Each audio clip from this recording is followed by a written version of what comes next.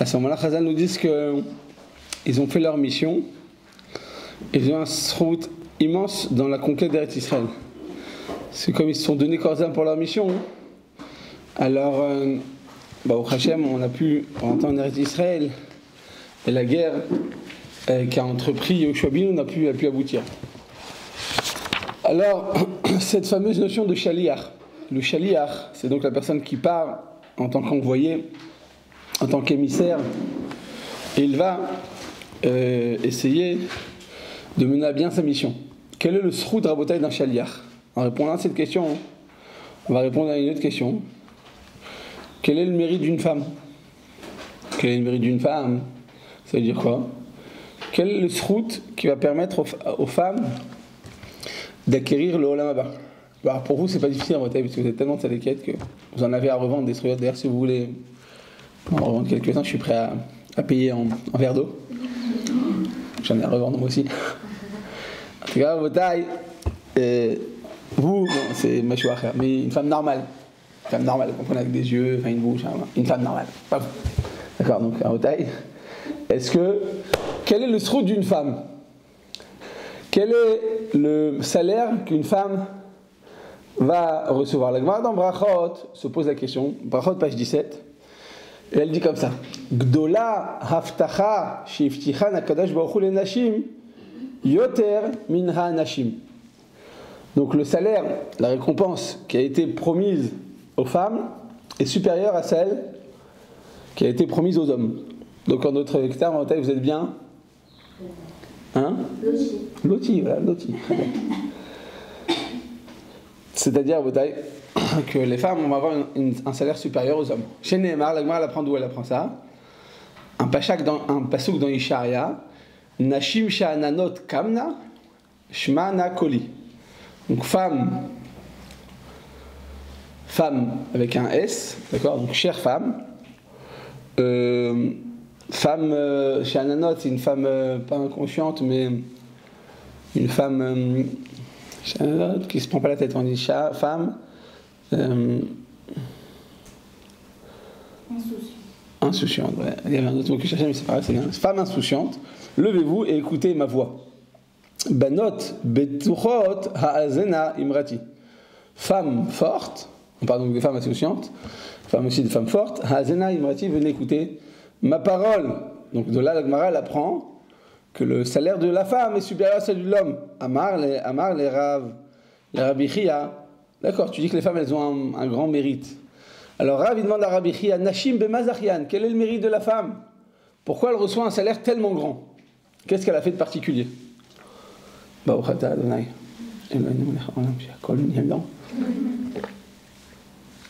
Exquis le terme, exquis. Bien chaud comme il faut. Alors, on dira, Nashim bemazachian, quel est le mérite de la femme en araméen? On dit la Gemara, Ba'krayhu benayhu lebeneknishta, ou Ba'tnayhu gevrayu berabanan. Donc, en envoyant les enfants au Bet Knisha, Bet Knesset, au Talmud Torah, à la Yeshiva, d'accord, tu envoies, tu encourages, tu prends ton enfant, tu l'accompagnes physiquement ou moralement, ou tu lui fais un gâteau le matin, tu dis mon fils, pas tous les jours, parce qu'il va s'habituer, mais une fois par mois, comme ça. Je suis fier de toi, tu as étudié la Torah, tu es ma fierté, je t'aime mon fils, tu es le plus, à mes yeux, tu es le plus fort. Tu donnes comme ça l'envie à l'enfant. Tu lui donnes comme ça de la chaleur, et qu'est-ce qu'il fait l'enfant? Il va associer l'idée. Chaque fois qu'il étudie la Torah, il se rend compte qu'il a l'approbation et la chaleur de sa maman. C'est ça, krayhu, benayhu le bet nishta. Donc en araméen, c'est-à-dire elles viennent accompagner leurs enfants au Bet Knesset. Be'atnayhu gavrayhu berabanan. Et quand elles permettent à leur mari d'aller au Bet Knesset, d'aller étudier la Torah, d'aller au shiurim le soir. Elle dit vas-y, il revient du travail, il revient du collège, vas-y, va étudier encore. Je dis mais je suis arrivé à la maison, on peut parler, on peut discuter, on peut... Vas-y, je te permets d'y aller. Je t'ai pas dit qu'elle est tous les soirs, elle est étouffée, elle a besoin de parler, elle dit non, je prends sur moi. On l'a dit plusieurs fois, on peut pas prendre sur soi à vie, faut pas aller en contre nature. Tu peux aller un petit peu au-dessus de ta nature, au-dessus de tes moyens, un petit peu, comme je dis tout le temps, tu regardes tes capacités, tu fais 1% de plus que tes capacités, mais pas plus, parce que plus, ça étouffe la personne et ça, c'est pas du tout constructif, c'est destructif. On ne peut pas être toute notre vie en 6e vitesse. C'est vrai qu'il y a des voitures très comme ça performantes, des voitures de course, elles ont 6 vitesses. Une voiture normale à 5 vitesses. Les voitures d'Avrichim, elles ont 4 vitesses. Et quand il n'y a pas assez pour mettre de l'essence, elles ont 7 vitesses. Parce que tous les enfants, ils poussent derrière la voiture. Donc ça fait 7. Mais en tout cas, Rabotai, tu ne peux pas aller toute ta vie en 6e vitesse. C'est pas possible. Tu dois connaître tes capacités et aller en fonction de tes capacités. Si tu veux te dépasser, dépasse-toi de 1%. Mais surtout pas plus, parce que si tu sautes une étape, après Allez, là, osez, il faut oser dans la vie. Tu vas craquer quoi? Traiter. Craquer, tu crack the dead. Yeah. Very good. Vous avez raison, Rabotai. Donc, encourage ton mari à aller. Mais bon, si tu as besoin de lui, tu as besoin de parler, va alors profite, parce que tu as besoin. Et après, autorise ton homme. Vous voyez qu'il faut avoir l'autorisation, Rabotai. Un homme ne peut pas faire ça sur le compte de sa femme. Venatrin, les gavraï, ou adatu. En plus, le fait qu'elle encourage et qu'elle le laisse partir, mais Natrin, elles attendent le mari. Parce que si tu dis, bon, bah, étudier, et moi je vais dormir, eh ben, alors c'est chacun sa vie. On a 2 vies parallèlement, voilà, qui sont parallèles. Tu dis, non, tu dois savoir, d'un côté, l'encourager ou lui permettre, si tu acceptes, si tu es une tzadékette. Mais en plus de ça, le fait d'attendre le mari, ça lui montre, voilà, c'est pas bon, tu fais ta vie et tu m'appelles après. Alors c'est la bataille que finalement, le mérite particulier d'une femme, à tel point que la Gemara va dire qu'elle a un mérite qui dépasse le mérite de l'homme, c'est quoi? Qu'elles accompagnent leurs enfants au Beth Knesset, au Talmud Torah, à l'école juive, et qu'elles permettent ou encouragent à leur mari d'y aller également, et elles attendent le mari à la fin des cours, à la fin du Kolel Erev, donc c'est assez tard. Donc finalement, dans votre taille, tout ça, c'est ça ce qui va donner une part incommensurable à la femme. Mais a priori, dans votre taille, qu'est-ce qu'elle fait la femme? Elle permet de, c'est-à-dire que tout son but, tout son mahout, toute son essence est là pour permettre l'accomplissement, l'étude de la Torah. Donc que ce soit avec leurs enfants, avec leur mari, en leur permettant ou en les attendant. Mais finalement, Rabotai, ça s'arrête là. Donc si ça s'arrête là, qui devrait avoir un salaire supplémentaire, Rabotai? Pourquoi? Parce que c'est eux qui ont étudié. Donc si c'est eux qui ont étudié, toi, en tant que femme, tu lui permets d'y aller. Bon, bah très bien, alors. C'est comme si tu lui dis, bon, il y a à l'armée, et en temps de guerre, il y a ceux qui vont au front. Ah, il est vrai que ceux qui sont dans les bureaux, ou celui qui la cuisine, ou celui qui a une caméra pour leur donner des indications, il est vrai qu'ils n'auraient peut-être pas fait grand-chose. Ils auraient fait des choses, mais ça aurait été limité. Grâce à ceux qui sont dans les bureaux, ou ceux qui leur donnent des indications, ou ceux qui leur font à manger. Alors effectivement, les chayalim, les soldats, les guerriers, ils sont plus performants. Mais qui a le mérite principal? Celui qui a le mérite, plus de mérite? Celui qui est dans ses bureaux, celui qui est en train de regarder son YouTube, parce que bon, dans un bureau à l'armée, tu fais pas 24/24, ouais, c'est un petit peu... ou bien celui qui est sur le front, qui est vraiment sous la chaleur, sous le truc, en face aux ennemis, dans le stress, et dit je vais me prendre une balle. Qui a le plus de mérite dans vos tailles? Celui qui est sur le front. C'est évident. C'est vrai que sans les autres, ceux qui sont sur le front auraient moins de ils seraient moins performants, c'est vrai, ils auraient fait moins de choses, mais on est bien d'accord que le mérite principal revient aux combattants. Là, Rabotai, la Torah ne nous dit pas ça, non seulement elle ne nous dit pas ça, en plus elle nous dit l'inverse. Rabotai, bon, vous la connaissez cette Gemara, enfin, vous la connaissez toutes, non? La Gemara de la femme. Combien de fois on vous l'a dit depuis le début de l'année, au moins 150 fois, non, enfin moi je ne l'ai jamais dit, mais... Non? C'est une Gemara facile à reprendre pour les femmes. Là, combien de fois vous l'avez entendu celle-là? Ah, otage, répondez-moi. Bon, celle qui me donne la bonne réponse, je lui offre un ordinateur. Très performant, allez-y. Première otage, combien de fois vous l'avez utilisé cette fois? 33 fois. Qui dit mieux? C'est pas qui a l'ordinateur? Qui dit mieux à otage? Top. Ok, Chirel, elle a gagné Khazak. Elle a dit 55 fois quand elle est tunisienne. Non, quand on te dit en réalité, qu'est-ce qui se passe? Eh bien... Les femmes, bon vous la connaissez, ok, effectivement, la femme c'est son mérite, mais son mérite, ok, je le comprends, je le conçois, elle permet. Mais si tu permets, tu vas pas avoir plus de mérite que celui qui l'accomplit. Oui ou non?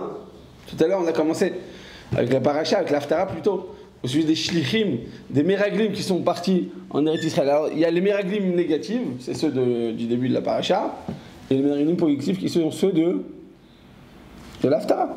Eux, ils sont partis, ils ont réparé la faute des Meraglim du Parasha. Et on voit que là-bas, ils ont un mérite incommensurable aussi. Voilà. Ils permettent effectivement la conquête d'Israël, mais ils vont peut-être pas. Comment tu conçois qu'ils vont avoir plus de mérite que ceux qui viennent après et qui font la guerre et ceux qui vont conquérir Israël? Alors, à Botaï, effectivement, le fait que la mitzvah incombe à l'homme, le limud Torah, c'est incombe à l'homme. Qu'est-ce que vous faites au séminaire? J'aurais dû vous le dire depuis le début de l'année, ça. Si vous avez pas besoin de sujet de Torah. Vadaï que la halachot, la femme, elle doit le connaître. Et non seulement elle doit le connaître, mais les femmes connaissent mieux que le mari la halacha. Il faut le savoir, même si votre mari c'est un avraïr ou un tamid hacham ou un bachor yeshiva ou fils d'un rav, vous connaissez mieux quoi qu'il arrive, parce qu'ils sont moins dans la pratique, ils sont plus dans la théorie que dans la rhétorique et dans la question. Donc sachez que voilà, rassurez-vous, vous n'avez pas perdu votre temps. Et puis en ashkafa, les hommes ils sont un peu à la panime, ils font ce qu'ils pensent, ces trucs, c'est très bien, mais ils n'ont pas de da'at Torah. En tout cas pas comme... Voilà, comme vous avez pu Messiat a dit je m'en profite. Donc ne vous en faites pas, vous n'avez pas perdu votre temps. Kol panim rabotai. Donc si les femmes elles sont quittes du limud Torah et qu'elles permettent à leur mari d'étudier la Torah, et c'est ça tout leur mérite. Alors d'accord, dis-moi tu sais quoi, viens, dis-moi qu'elles ont autant de mérite l'un que l'autre. Comme on dit en yiddish, frel frel. Voilà. Non, parce que tu as fait depuis le début de l'année, il faut toujours rire quand même. Ça j'ai dû le dire au moins 772 fois. Qui dit mieux? Donc, alors si elles permettent, alors tu sais quoi, c'est-à-dire, convenons qu'elles aient autant de mérite que leur mari. C'est dire beaucoup quand même, autant de mérite. Parce que celui qui est sur le front, celui qui dort pas, celui qui est truc, et c'est la femme qui le permet. Bon. Eh bien non, la Torah te dit non. Gdola avtacha shefticha nakadosh baruch hu lenashim yoter min hanashim. Elles ont plus de mérite que les hommes. Bon. Au taille, on aimerait bien comprendre qu'est-ce que ça signifie. Est-ce que c'est peut-être, des fois tu vas dire, bon, des fois, il y a écrit dans la Gemara des choses peut-être plus pour nous encourager, c'est un encouragement. Non? Donc on exagère un peu. Donc en fait, le Talmud, il n'est pas Bavli, il vient pas de Bavel, il vient de... Non. Si on exagère. Ceux qui aiment exagérer, c'est qui? Non, ils prennent, il y a un Talmud, on prend. Tunis, donc ça doit être le Talmud de Tunisie en Bretagne, c'est pas le Talmud de Babel. Si tu dis qu'on vient juste pour encourager, pour donner envie, un superlatif, bon ben alors voilà, il vient plus de Babel. Alors, il est évident que chaque mot qui est noté dans la Gemara, il est pesé, et il est réfléchi, et s'il est écrit, c'est le Emet la Mito Leol Mead, donc Vadaï Karbotaï, c'est écrit que les femmes elles ont plus de mérite que les hommes, eh bien, c'est la vérité absolue. Alors, à Botaï, on veut comprendre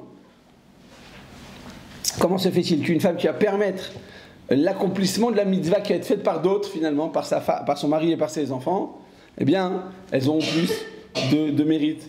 Si tu dis qu'elles ont plus de mérite, en Botaï, c'est qu'il faut comprendre qu'est-ce que la préparation, parce qu'en fait, elle prépare, c'est elle qui prépare. On a dit, elle l'attend, elle encourage, elle embrasse l'enfant, elle lui fait un gâteau de temps à autre, ou un mot gentil, ou elle lui fait un baiser sur la joue en disant voilà mon fils, je suis fier de toi, tu vas étudier. Cet enfant, il va porter avec lui, il va être fier. D'accord? Et je connaissais quelqu'un qui était parti voir, je sais plus quoi, il m'a dit une star, je ne me rappelle plus comment il s'appelle à l'époque, un homme quoi, qui chantait des États-Unis. Il lui a serré la main, il se rend compte. Ben, il m'a dit ça, ben, je lui ai dit attends, t'es pas sérieux. Et je vais plus me laver la main. Mais il l'a dit sérieusement en plus. Il m'a dit sérieux. Il m'a dit non, te rends pas compte, je vais te serrer la main. Je suis alors, je vais voir, il n'y a pas d'odeur. Il y a du goût. Il m'a dit qu'est-ce que tu. Je lui ai dit non, te rends pas compte, c'est très lent. C'était quelqu'un de très connu, mais je lui ai dit bon, ben, je vais pas, c'est pas.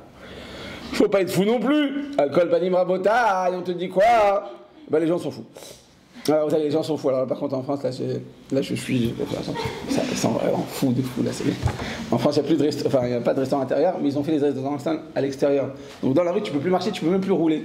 Parce que les restaurants ont investi les rues. Il y a plein de rues, c'est devenu des rues piétonnes. Et chez Mishmor, avec quelle ambiance, on ne peut pas sortir. Chez Mishmor, et qu'est-ce que Dieu préserve Otaï? Quel tout il y a dans le monde à Otaï, on est vrai. Kadosh Baruch Hu, vraiment, il nous a préservés. C'est incroyable ce qui se passe, c'est les mœurs, c'est les gens. On doit faire un cours avec ma femme dans 2 semaines, il nous demande de parler de choses. Je dis non, tout le monde en parle. Je dis bah alors, continue à en parler. Moi, je ne vais pas rabaisser. À Otaï, mais Kitsour, il y a une touma, il y a une nonchalance dans le monde, c'est quelque chose d'incroyable. Alcool, pas bon, tout le monde dit ils ont tous perdu la tête avec le corona, ils n'en peuvent plus, ils sont enfin sortis. Alors ils ont besoin de se lâcher. Shem Yishmor, mais les gens, qu'est-ce qu'ils ont dans la tête? Shem Yerachem, Mamash, Shem Yerachem. C'est même pas des animaux, c'est même pas compréhensible. Al-Kol Panu Rabotai, te dit en réalité, on veut comprendre qu'est-ce que la Torah promet à la femme qui est supplémentaire au chélek de l'homme, alors que finalement c'est pas elle qui étudie, c'est lui. Pour répondre à cela, on va poser une deuxième question. Un midrash. Le midrash Tanchuma nous dit comme ça. Dans Souka, la Gemara de Souka nous apprend que celui shluché mitzvot, d'accord, pturim min Souka. Au sujet de la mitzvah de Souka, quand est-ce qu'on doit la faire, quand est-ce qu'on ne doit pas la faire. Alors la Gemara nous dit que ceux qui partent faire une mitzvah, shluchim, d'accord, à ne pas confondre avec les shleurs de certains pays d'Afrique du Nord, ouais, les shluchim mitzvot, eh bien eux-mêmes sont quittes de la mitzvah de Souka.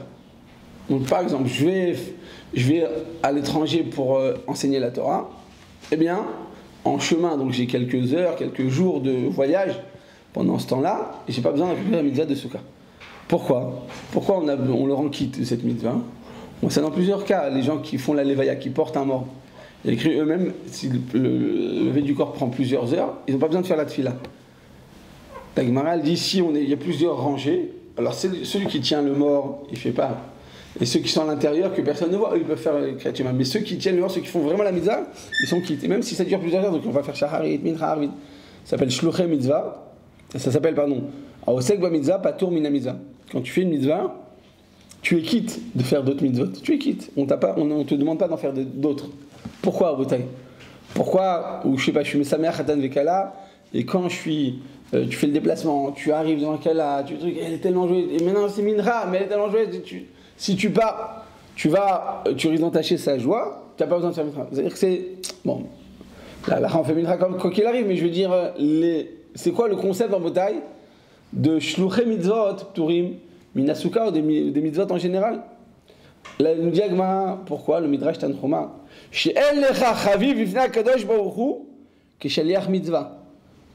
Il n'y a pas plus cher aux yeux d'Hachem qu'une personne qui est envoyée pour faire une mitzvah.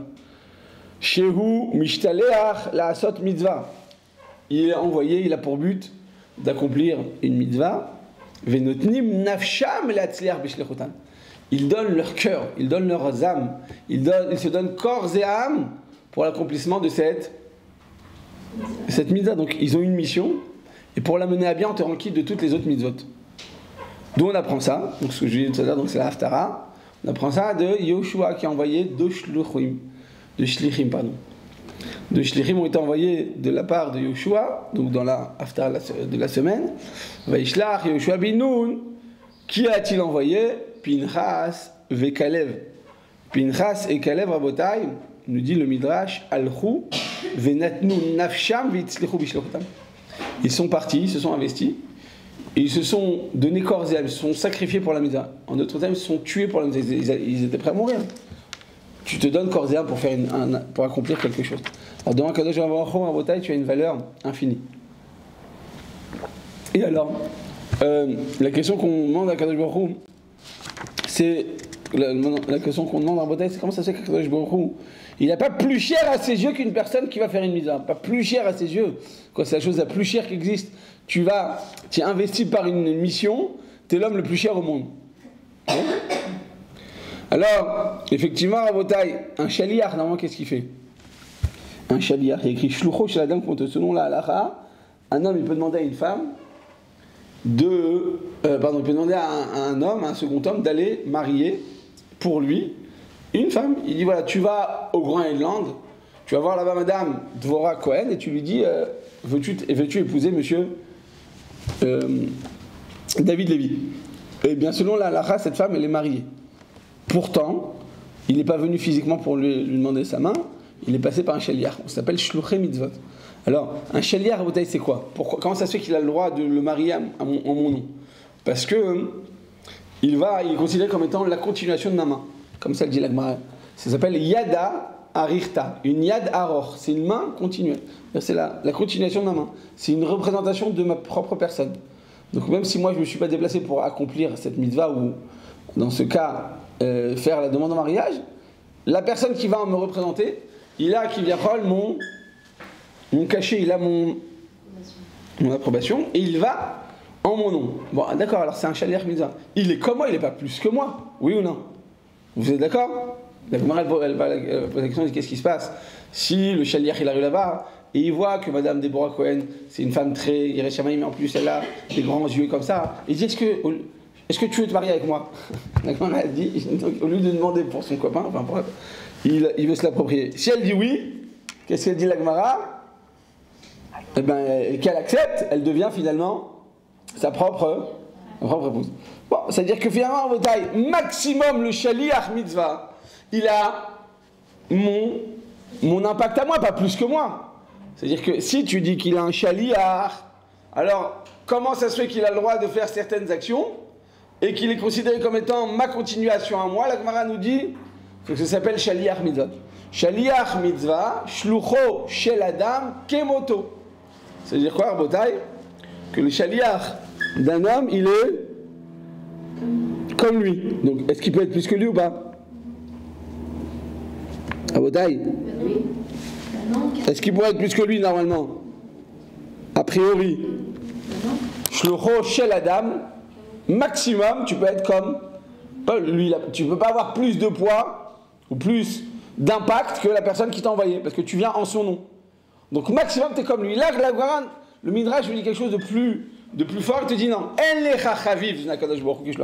n'y a pas plus cher qu'une personne qui va pour faire une mitzvah. C'est-à-dire que c'est encore plus que les gens qui accomplissent physiquement. Lui, il y va, il s'investit, c'est très beau. Mais il a plus encore de mérite que la personne qui fait la mitzvah. C'est-à-dire que Rabotai, si tu dis shlucho kol adam moto, maximum, on a le même salaire. Ou comme on l'a dit tout à l'heure, maximum, une femme, elle va s'octroyer le salaire de son mari ou de ses enfants. Mais pas plus. Là, Rabotai, on voit dans ces deux exemples que le shaliach, le représentant, la personne qui permet de faire l'accomplissement de quelque chose, il va. Rabotai, vous dormez debout, quoi. C'est moi qui ai voyagé là il y a quelques heures, hein, c'est pas vous. Rabotai, à quelle heure vous avez atterri? Va dépasser la personne qui l'a envoyé ou va dépasser la personne à qui il a permis d'accomplir la mitzvah. Donc a priori, on ne comprend pas où ça va. Jusqu'à où ça va? Alors pour répondre à cela, qu'est-ce qu'on va faire? On va pour répondre à ces deux questions. On va faire comme Lina, on va se poser une troisième question. Lina, c'est quoi la troisième question? Allez-y. Champ libre. Quel est le plus beau cadeau qu'on peut faire à Lina Rabotai? Non. On vous laisse poser la question comme ça. Vos questions, elles sont déjà porteuses d'une profondeur. On dit à Chazal, qu'est-ce qu'ils disent? Regardez ce que nous dit l'Agmara. L'Agmara dans Yoma, page 86. Ve'afta et Adonai Elohecha, bechol levavecha, uvchol nafshecha, uvchol meodecha. Tu as l'obligation, le devoir d'aimer Akadosh Baruch Hu. Comment j'aime Hachem Rabotai? Qu'est-ce que je dois faire?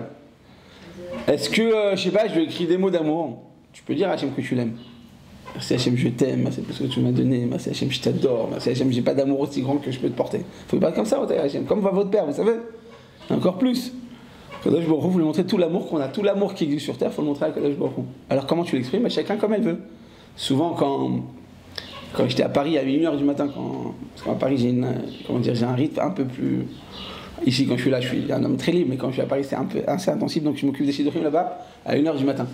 Et à un moment, je dis mais comment je fais pour le demander en mariage? Je dis bah je sais pas, chacun sur ça, autant dans tout le sidour, je drive, je gère, je dis tu fais ça, pas plus que ça, ils ont besoin de trucs, mais pour la demande, je lui dis, il me dit vous m'avez tellement encadré et conseillé que maintenant voilà j'ai besoin. Non, je lui dis justement la demande c'est quoi? C'est personnel. Alors par exemple un truc super original avec une fille d'ici, il avait vu la forêt à côté de chez nous, il avait fait un chemin comme ça de pétales, il avait mis des bougies tout au long du truc et il a mis là-bas une baffe et donc il lui a donné des indications pour aller et lui il était en fait comme ça, je sais pas, vous avez une sorte de table comme ça avec des boissons, enfin bref, du champagne, il était comme ça, il l'attendait comme ça vous savez avec le genou comme ça comme je lui dis, mais t'avais pas l'air d'un cake comme ça. Il me dit, non, mais c'était beau. Je lui dis, non, mais le temps qu'elle arrive, d'accord, le temps que je lui donne, c'est beau. Mais le temps qu'elle arrive, ça prend au moins une demi-heure. Pendant cette demi-heure, qu'est-ce que t'as pensé? Il me dit, effectivement, je me suis senti un petit peu. Bref. Et un autre, qu'est-ce qu'il a fait? Il avait pris sa guitare, ils sont passés devant un restaurant, en fait, il a pris tout d'un coup, il avait dans son truc un microphone qui était en Wi-Fi. Et quand il s'en dans un truc, tout d'un coup, la musique s'est truquée, les projecteurs, tac, bon, lui il avait trop vu Hollywood. Il y a un autre qui s'est fait, ils sont partis sur une grue. Vous savez qu'il y a une grue à Tel Aviv? Pas une sorte de grue comme ça, tu vois. C'est un restaurant dans une grue. Vous connaissez ça? Je sais pas. À mon avis, ça ne doit pas être méadrine. Bon, j'ai pas voulu trop faire le lourd, mais je vois pas comment il y a un truc méadrine dans une grue. Bref, et chacun en bataille, ils font des trucs, c'est sympathique. Bon, des fois ça marche pas. Des fois elle dit ah non. Ah ben non. Tu m'as pas dit, j'ai pas demandé à ma mère. Si elle est mère algérienne, il faut que ce soit carré, il y a des conventions dans la guerre, on ne fait pas ce qu'on veut, on ne peut pas permettre de faire des choses qui sont...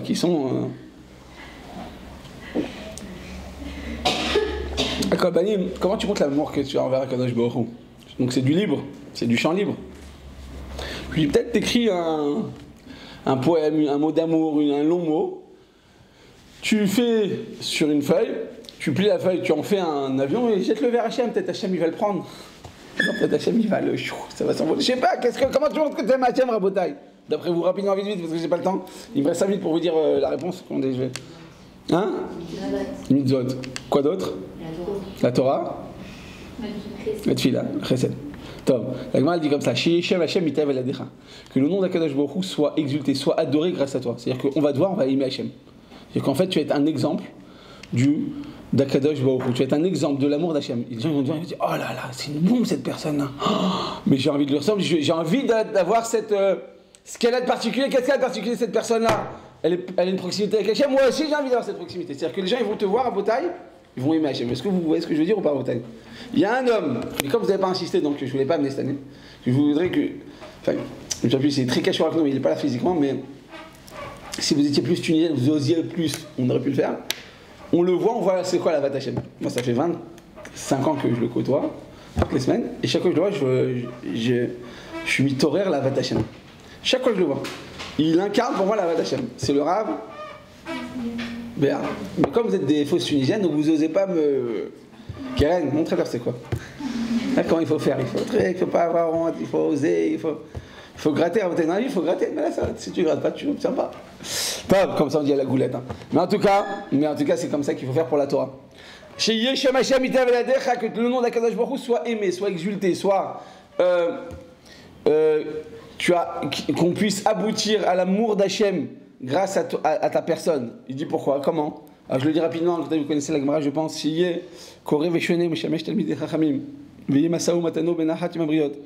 tu étudies la Torah, la Gemara, la Mishnah, et que tu poses des questions à des rabbanim, et que tu sois honnête et droit dans ton travail, et que tu sois une personne calme et aimée et appréciée dans ton entourage.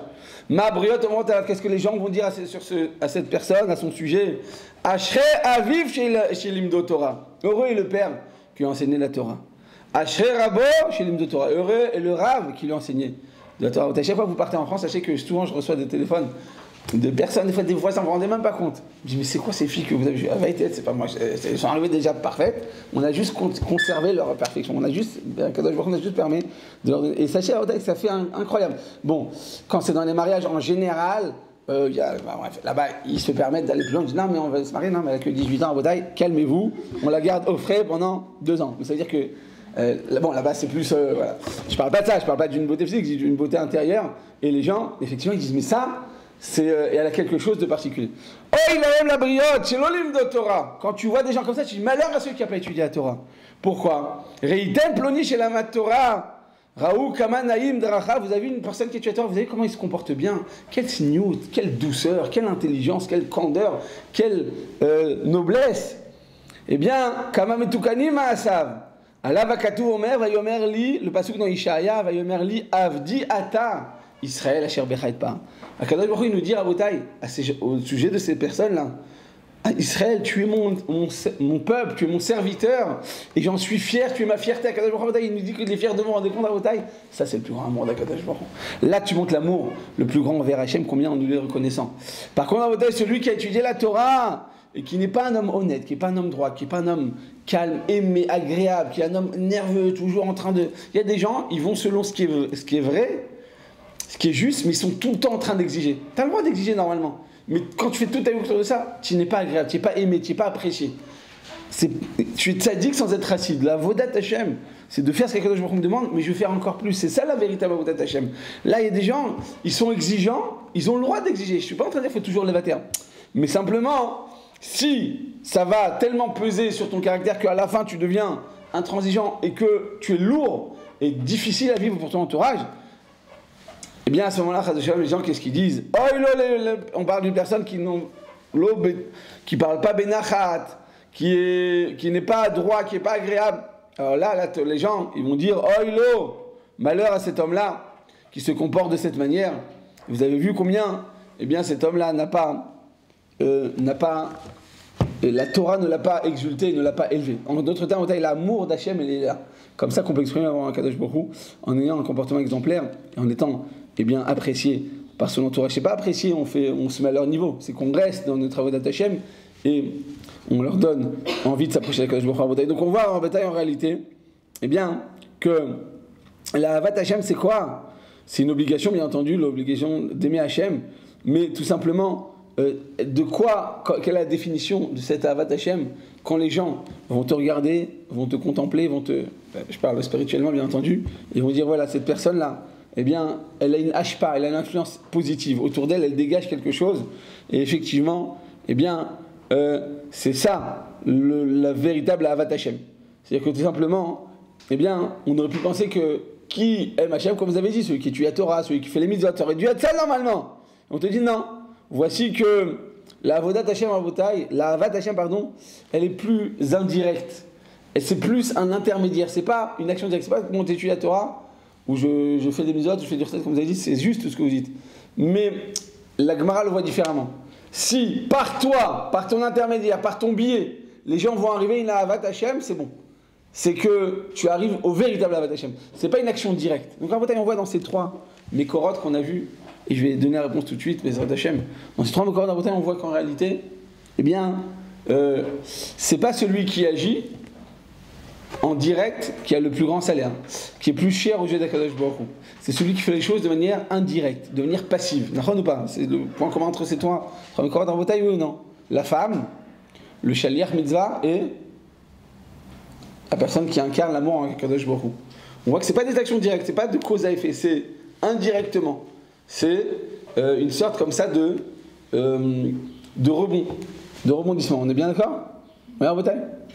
Alors on te dit, la question est de savoir comment ça se fait que Kadosh Baruch Hu, en fait, eh bien, ce qui chérit le plus, j'allais dire, c'est pas l'acte en soi-même, c'est ce qui en découle.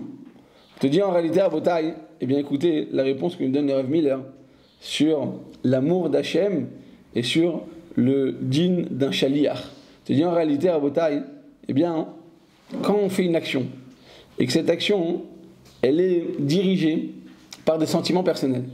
C'est-à-dire que je fais quelque chose, mais j'ai envie d'en retirer un profit. Alors cette action, tu fais du bien, d'accord?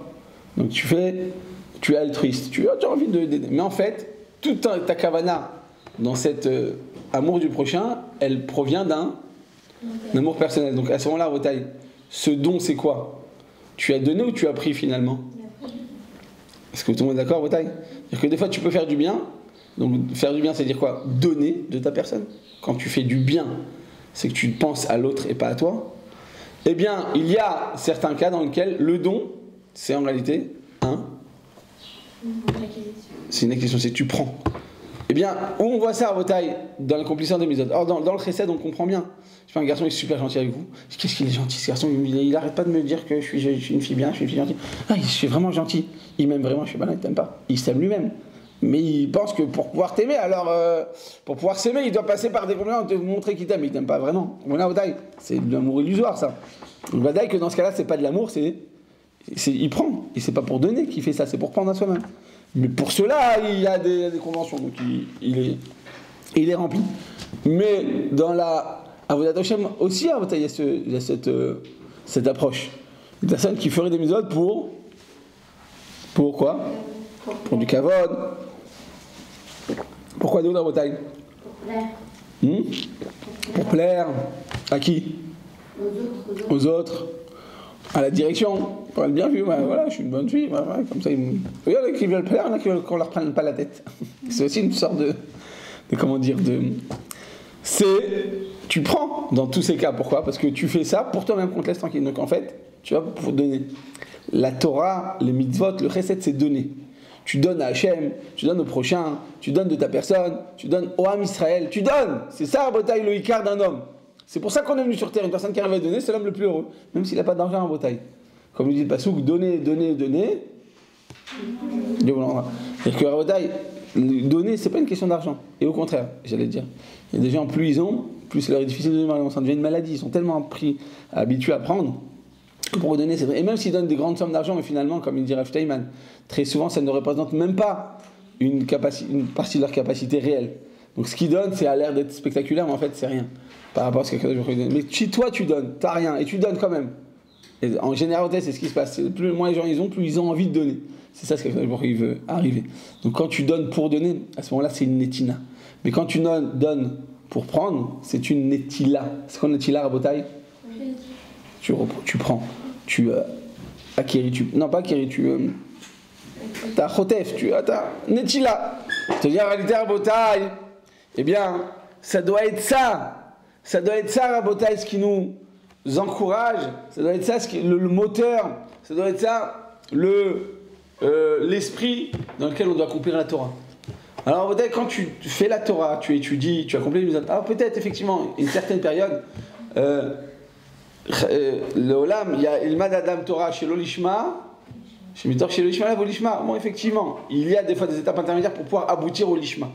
Mais la notion de Lishma, c'est donner pour Hachem, donner pour donner pas pour prendre, mais seulement pour pouvoir, faire la volonté d'Akadosh Baruch Hu de manière totale. C'est ça ce qu'Hachem attend de nous.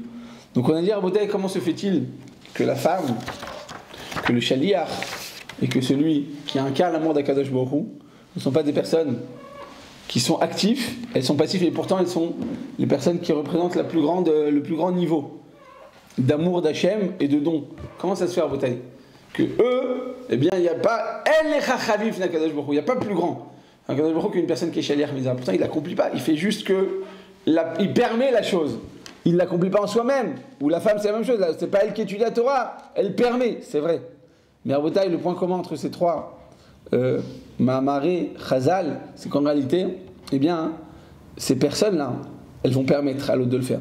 Donc finalement, qui va avoir la satisfaction du devoir accompli? La personne qui le fait. C'est la personne qui le fait, pas la personne qui lui permet de faire. Donc finalement, est-ce que la personne qui lui permet de faire, elle a un retour, oui ou non?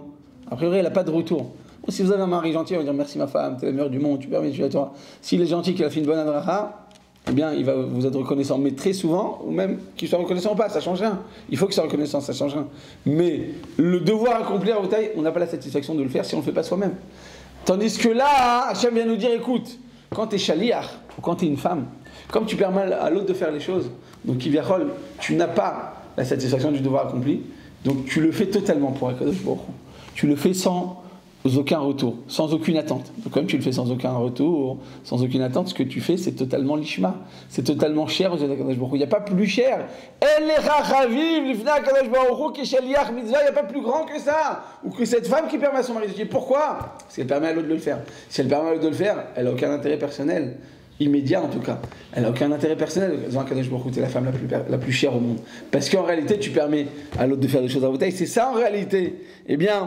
La notion de l'ishma. L'ishma, tu fais quelque chose, mais tu le fais pour Boré Olam. Tu le fais pour Boré Olam parce qu'Akadosh Baruch Hu l'attend, mais tu n'attends aucun retour. Donc c'est une netina totale. Donc c'est qui Rabotai qui fait le plus? On a dit a priori, c'est pas juste. C'est le soldat qui doit avoir plus de salaire. C'est le mari qui doit avoir plus de salaire. C'est celui qui a accompli la misa qui va plus de salaire. On te dit non. C'est une personne qui va permettre à l'autre de le faire. Elle a encore plus de salaire. Pourquoi? C'est comme elle n'a pas la satisfaction du devoir accompli, donc elle n'a aucun retour immédiat devant Boré Olam. Donc Akadosh Baruch Hu dit, écoute, pour moi c'est la preuve que l'action que tu as faite, elle est totalement lishma. Si elle est totalement lishma, elle n'est chachaviv. Sache que ton salaire à toi, femme, il dépassera de loin. Il dépassera celui des hommes. Pourquoi il dépassera celui des hommes? parce que ce que tu le fais sans aucun retour, sans aucune attente, et tu le fais 100% pour Akadosh Baruch Hu. Comme tu fais l'ishma devant Hachem Rabotai, eh bien il n'y a pas plus cher. C'est une preuve d'amour total. On dit comment on montre l'amour envers Akadosh Baruch Hu. C'est pas par des actions, c'est pas par du limud Torah, Vadaï, que ça c'est énorme. Mais quand tu es exemplaire, c'est-à-dire que ça se fait indirectement. Parce qu'en réalité, eh bien, ces comportements-là exemplaires, en réalité c'est un don. Toi tu penses que tu restes passif, donc tu fais rien, ça vient tout seul, non. En réalité c'est un don. Il y a ou une netina, ou une netila, ou un don, ou une prise. C'est soit tu donnes, et effectivement, eh bien c'est un amour. Quand on aime, on ne compte pas, c'est une preuve d'amour la plus flagrante, ou bien tu es là pour prendre. Il y a des gens toute leur vie, ils jouent à un jeu, ils font ça parce que leurs parents les ont obligés, ils font ça parce que pour pouvoir se marier, on fait un séminaire, ils font ça pour pouvoir remplir les cases et avoir un pédigré qui est suffisamment éloquent pour pouvoir mieux passer dans notre vie sociale, c'est très beau. Mais ça ne va pas t'amener très loin en réalité. Si tu restes à ce niveau-là, parce qu'au début tu peux commencer par ça, et les filles m'ont dit, la veille du séminaire, je ne savais pas que j'allais venir au séminaire. T'as raison, mais quand je crois que t'as venu, il te montre qu'il t'aime, que Dafka, toi, il t'a fait des nissim parce qu'Hachem, il t'aime à toi particulièrement. Donc tu es arrivé, et tu as grandi, tu as fait ce qu'il fallait. Au début, quelle que soit notre motivation, ça ne change pas grand-chose. Si maintenant, au fond de toi, tu arrives à changer, et tu arrives à comprendre que maintenant, le but de ma vie, c'est de donner et pas de prendre, que ce soit envers Boré Olam, envers le prochain, mais en réalité, ton attention est totalement pure. Si elle est totalement pure, c'est une preuve d'amour total. Amen.